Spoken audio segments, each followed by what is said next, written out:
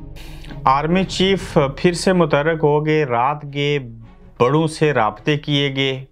क्या chief justice अपना फैसला इंतखाबात के हवाले से बदल सकते हैं? किस किस को नींद से जगाया गया? सीनियर वकला और जजेस जब मिले और जब आर्मी चीफ की और चीफ जस्टिस ऑफ पाकिस्तान की फ़ोन पे बात हुई तो अब तक की क्या अपडेट है, इसके ऊपर हम मुफस्सल बात करेंगे। अस्सलाम वालेकुम, आप देख रहे हैं गोरखधंधा अबरार कुरैशी। आपसे मुखातिब हूँ। इस वक्त जो पाकिस्तान के अंदर गंभीर हालात चल रहे हैं, हर एक इदारे ने, पार्लियामेंट्स ने, बाकी लोगों ने, सियासतदानों ने जो है वो अपने अपने तौर के ऊपर अपनी बातें मनवाना चाह रहे हैं। तो ऐसे में अभी से 3 घंटे पहले की जो अपडेट्स हैं उन तमाम को सामने रखते हुए आपसे बात करेंगे। आर्मी चीफ मुतहर्रिक हुए, मज़ीद मुतहर्रिक हुए। उन्होंने जो हैं वो फ़ोन पे राब्ते किए और किस किस से बात की और क्या हुआ, और ये बताना ज़्यादा मकसूद है कि क्या ये फ़ैसला जो है चीफ जस्टिस का आज सुनाया जाने वाला वो बदल गया है या उसमें कोई रद्द-ओ-बदल हुआ है या होगा या नहीं। सबसे पहले तो आर्मी चीफ ने सदर पाकिस्तान से बात की। वो तो जाग रहे थे, उनको जगाया नहीं गया। उसके बाद उन्होंने chief justice of Pakistan Umar Ata Bandial से फ़ोन के ऊपर बात की और ये जो मुल्क की मौजूदा गंभीर सूरत हाल थी उनको अपने खदशात से भी आगाह किया और सदर पाकिस्तान आरिफ अलवी से भी कहा कि आप भी इस मामले के अंदर कोई हल तलाश कीजिए जिससे मुल्क के अंदर सियासी माजराई कम हो और सियासी अदम इस्तेकाम से बचें। चूँकि ये जो मुल्क है, जिस तरह के हालात हैं, ये इस तरह के हालात का मज़ीद मुतामल नहीं हो सकता, तो हालात बिगड़ेंगे। चीफ जस्टिस को जब आर्मी चीफ ने ये कहा कि क्या इसमें कोई ऐसा रास्ता है जिसके तहत हम सब लोगों को राज़ी रख के इंतखाबात भी हो जाएं, सारे राज़ी भी हो जाएं, तो कुछ हो जाए, तो उसके ऊपर जो चीफ जस्टिस है उन्होंने कहा कि हम तो आइन की रोशनी के अंदर एक फ़ैसला दे रहे हैं, यही आइन कहता है और हम आइन के साथ खड़े हैं। तो इसमें दूसरी जो पार्टी है, जो सियासतदान है, जो हुकूमत है पीडीएम की, इख्तलाफ तो उनको है, हम तो आइन की रोशनी में अपने हिस्से का काम करते हुए फैसला सुनाएंगे। उससे पहले क्या हुआ था कि जो सीनियर जजेस थे, आज इफ्तारी के बाद का जो वक्त था वो सुप्रीम कोर्ट के चीफ जस्टिस उमर अता बंदयाल के घर फिर से गए। वहाँ पे सीनियर वकला गए और उन्होंने भी उनको कहा कि बिल्कुल ये जो फैसला है यही सुनाना है और इसी में जो है वो मुल्क की बेहतरी है। और बड़ी तादाद में जो हाई कोर्ट बार एसोसिएशन है, सुप्रीम कोर्ट बार एसोसिएशन के सदूर हैं, फिर जो और सीनियर वकला और जजेस हैं, उन सब ने फिर से मीटिंग की है। वो इस सारे अमल को बारीक बीनी से देखा और उनको ये लगता है कि हम जो आइन कहता है उसके तहत ही फैसला करेंगे और वही फैसला आएगा जो अब तक है।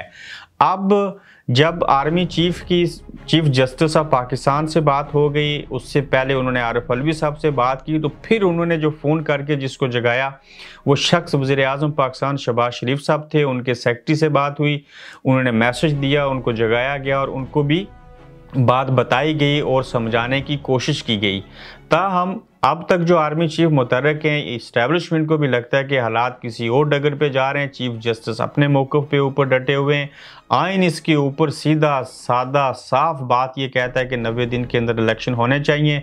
फैसला लिख दिया गया है, सुनाया इसलिए नहीं गया था क्योंकि मुल्क के अंदर जब हम ये फैसला करेंगे तो यहाँ की रीत रही है कि लोग जो वो कहते हैं जी कि जल्दबाजी में फ़ैसला किया गया, फ़लाँ चीज़ हुई, ऐसे हुई। ताहम अब तक जब मैं आपसे बात कर रहा हूँ तो यहाँ इस वक्त बरतानिया में जो टाइम है वो रात के बजे हैं 10:15 हो चुके हैं और पाकिस्तान के अंदर 2:15 बज चुके हैं।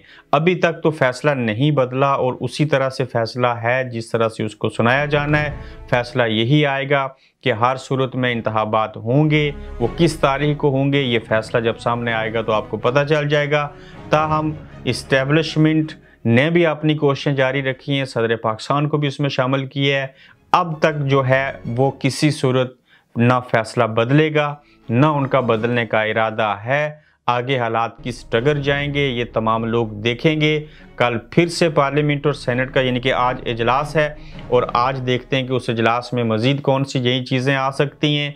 लगता ये है कि इस सारे अमल के दौरान जैसे बिलावल भुट्टो अचानक से गायब हो गए, वो अपने नाना जुल्फ़िकार अली भुट्टो शहीद की बरसी मनाएंगे।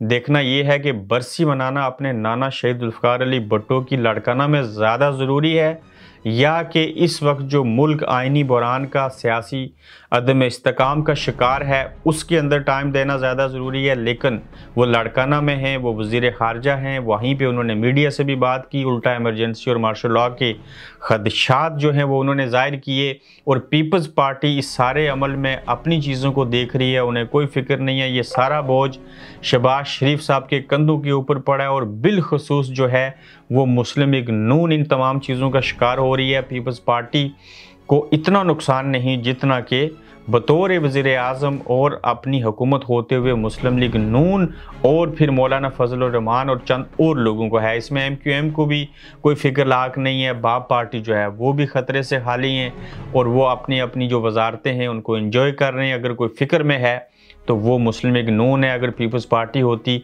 तो बिलावल भुट्टो लाड़काना के बजाय कल वहाँ पे पार्लियामेंट के इजलास में मौजूद होते। तो देखते हैं कि क्या वो इन हालात की संगीनी को सामने रखते हुए बिलावल भुट्टो आते हैं। अगर नहीं आते तो समझ लीजिए कि उन्होंने इनको वज़ीर आज़म बनाया, आगे कर दिया, सारी चीज़ें हो गई, पॉइंट स्कोरिंग में वो आगे चले गए और पब्लिकली जो नून लीग थी वो पीछे चली गई। और उल्टा इस तमाम एपिसोड का जो फ़ायदा था वो पाकिस्तान तहरीक इंसाफ ले गई। ये यहाँ तक की अपडेट थी। मज़ीद ख़बरों को आज वक्फे वक्फे से आपको जितनी भी अहम खबरें होंगी उस वाले से आपको अपडेट रखेंगे। अल्लाह हाफिज़।